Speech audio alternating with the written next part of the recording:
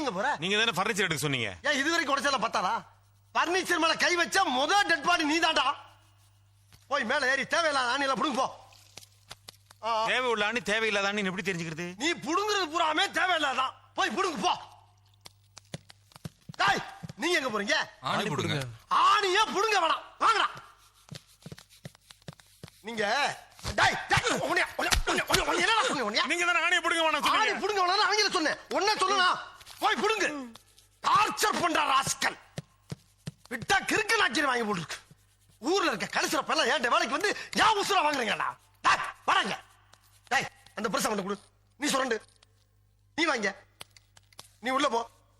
டேய் அவனை வாட்ச் பண்றான். டேய் தொடடா. கீழே தொடடா. தரைய தொடடா. சாவு அடிக்கிறாங்களே நீங்க. டேய் மெல்ல மெல்ல. என்ன செவருக்கு வலிக்கும்.